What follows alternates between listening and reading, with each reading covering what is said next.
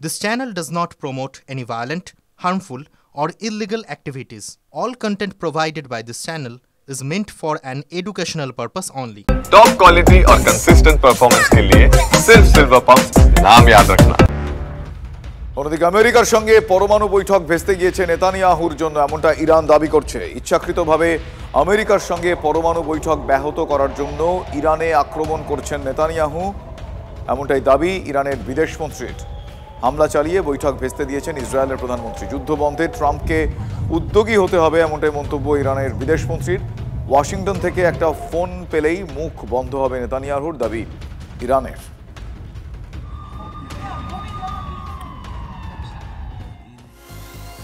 অন্যদিকে নতুন করে ইরানের রাজধানী তেহরানে বিস্ফোরণ, সবাইকে দ্রুত তেহরান ছাড়তে বললেন ডোনাল্ড ট্রাম্প।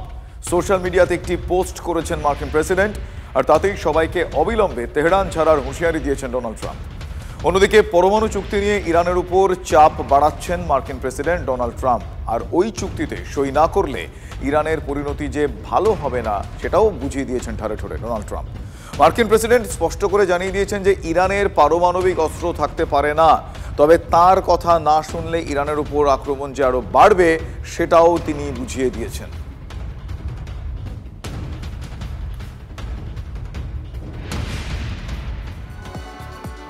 আর সব মিলিয়ে এক কথায় বলতে গেলে যুদ্ধ আরো ভয়ঙ্কর হচ্ছে, হামলার তীব্রতা আরো বাড়ছে।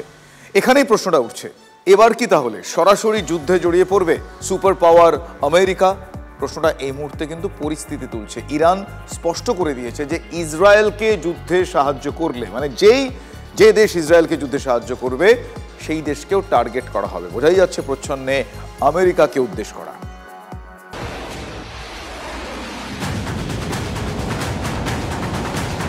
এবার ইরানের সর্বোচ্চ ধর্মীয় নেতা খামেনেইকে টার্গেট করল ইসরায়েল। খামেনেইয়ের বাসভবনের কাছেই আছড়ে পড়ল ইসরায়েলি মিসাইল। তেহরানের নরমুক ও লাবিজানে হামলা আইডিএফের, যদিও ইতিমধ্যেই আন্ডারগ্রাউন্ড বাংকারে আশ্রয় নিয়েছেন খামেনেই। তাহলে নেতানিয়াহুর নিশানায় খামেনেই? সম্প্রতি এক সাক্ষাৎকারে বিস্ফোরক দাবি করেছেন দুই মার্কিন শীর্ষ আধিকারিক। বলেছেন ইরানের খামেনেইকে হত্যার ছক কষেছিল ইসরায়েল।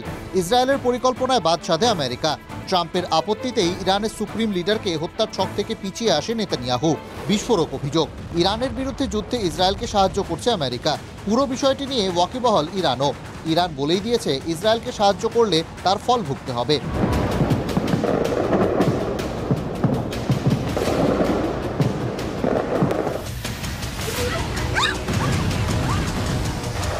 ইতিমধ্যেই ইরানের বিরুদ্ধে যুদ্ধে আমেরিকাকে সামিল করতে চেয়ে আধিকারিক পর্যায়ে চিঠি লিখেছে ইসরায়েল। লিখেছে ইরানের বিরুদ্ধে যুদ্ধে সামিল হওয়া উচিত আমেরিকার। চিঠি পেয়েই জরুরি বৈঠকে বসে পেন্টাগন। বৈঠকের পর ইসরায়েলের আবেদন খারিজ আমেরিকার। তবে আমেরিকা স্পষ্ট করে দিয়েছে ইরান মার্কিন সেনাঘাঁটিতে আক্রমণ করলে মারাত্মক ফল ভুগতে হবে। তাহলে আগেই যুদ্ধে জড়িয়ে পড়তে নারাজ আমেরিকা। ইরান আমেরিকার অবস্থানে বিশ্বাস করছে কি?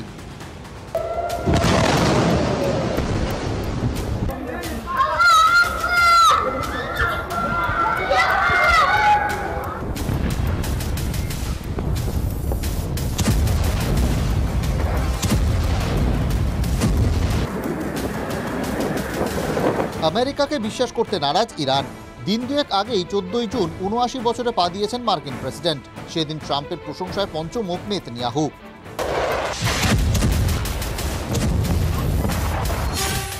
ইরানের বিরুদ্ধে ইসরায়েলের পাশে আমেরিকা। নেতানিয়াহুকে মিসাইল অস্ত্র দিয়ে সাহায্য করছেন ট্রাম্প। তাহলে এখন না হলেও আগামী দিনে কি মধ্যপ্রাচ্যের যুদ্ধে সামিল হবে আমেরিকা? বার্তাটা 14 জুন নিজের জন্মদিনে আরও একবার দিয়ে দিয়েছেন মার্কিন প্রেসিডেন্ট। ট্রাম্পের বার্থডে, সেদিনই পালিত হয় মার্কিন সেনার ২৫০তম জন্মদিন। ওয়াশিংটনে সেদিন মার্কিন সেনার শক্তি প্রদর্শন করে কি ইরানকে বার্তা দিতে চাইলেন মার্কিন প্রেসিডেন্ট? ওবিসি শংসাপত্র বাতিল মামলা আজ অন্তর্বর্তী রায়ে জানাতে পারে কলকাতা হাইকোর্ট। মামলায় রাজ্যের তরফে করা সমীক্ষা নিয়ে আপত্তি জানিয়েছেন মামলাকারীরা। তাদের বক্তব্য, হাইকোর্টের রায় মেনে সমীক্ষা করা হয়নি, যদিও রাজ্যের বক্তব্য আদালতের নির্দেশ মেনেই বিজ্ঞাপন দেওয়া হয়েছে। মামলাকারী পক্ষের বক্তব্য, আদালতের নির্দেশ ছিল সামাজিক, আর্থিক এবং পেশাগতভাবে ভিন্ন রাজ্যের সব জনগোষ্ঠীর মধ্যে সমীক্ষা করতে হবে, কিন্তু রাজ্য জেলাভিত্তিক কয়েকটি পরিবারের মধ্যে সমীক্ষা সীমাবদ্ধ রেখেছে বলে মামলাকারীদের দাবি।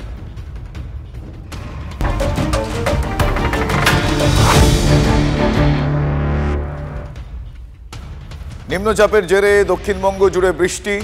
নিম্নচাপের টানে 1 থেকে 2 দিন বর্ষা আসছে দক্ষিণবঙ্গে। কি আপডেট, কি পূর্বাভাস, আমি জানবো আমার সহকর্মী কমলেশ চৌধুরীর কাছ থেকে। কমলেশ, দেখো, বঙ্গোপসাগরে একটা ঘূর্ণাবর্ত ছিল, এটা আজ সকালেই শক্তি বাড়িয়ে নিম্নচাপে পরিণত হয়েছে।